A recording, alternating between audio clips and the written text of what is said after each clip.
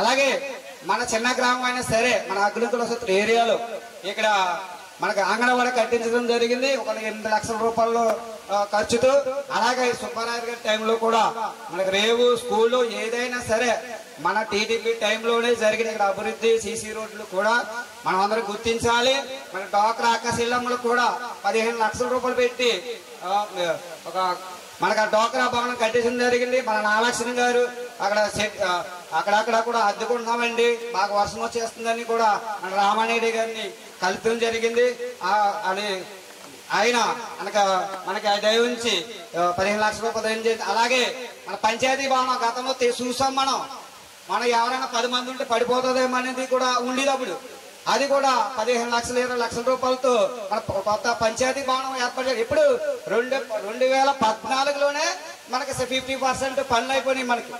మనకి ఇప్పుడు మనకి అగ్నికుల క్షత్రియులకి మనకి సహాయం కొరకు తుఫాను బాధితుల కోసం మనకి సీఎం గారితో మాట్లాడి రామానాయుడు గారు ఇలాగ ఏటా ముసురు పట్టేసింది.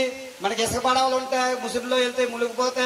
అలాగే మన అగ్నికుల మత్స్యకారులందరూ కూడా మరి ఏటకి వెళ్తారు. అలాగే వారం రోజులు పస్తులు ఉంటారు. వాళ్ళు ఏ రోజు వెళ్తే ఆ రోజు అన్ని పవన్ కళ్యాణ్ గారు, అలాగే నారా చంద్రబాబు నాయుడు గారు, అదే నిమ్మల రామానాయుడు గారు, మన కార్పొరేషన్ చైర్మన్ కొల్లు పెద్దిరాజు గారు కూడా మన చంద్రబాబు నాయుడు గారితో వివరించారు. అదే మేము ఎవరు కూడా మేము అడగలేదు. మేము ఇంకా మినిస్టర్ గారిని అగ్నికుల క్షత్రియ సంక్షేమ సంఘ పాలకులు వరకు అడుగుదాం అనుకుంటున్నాం. ఈలోగా మాకు ఆయనే వరంగా మా అడక్క ముందే మాకు వరంగా ఇచ్చినందుకు మనందరం కూడా ధన్యవాదాలు తెలియజేసుకోవాలి.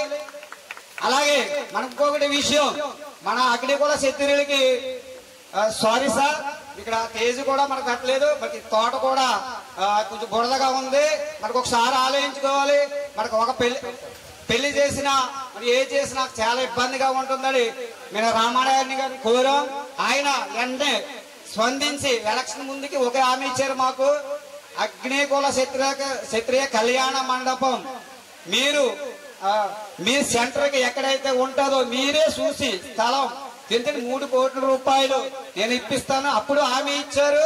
ఇప్పుడు అది ఇంకా 6 నెలలు అవ్వకముందు అప్పట్లో నిలబెట్టుకున్నారు.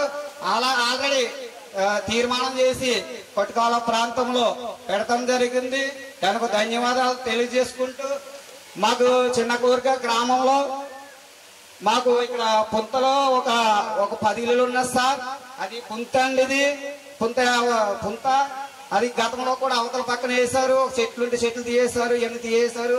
మాకు సీసీ రోడ్డు మేము మీ దగ్గర కూడా చాలా వస్తాం జరిగింది.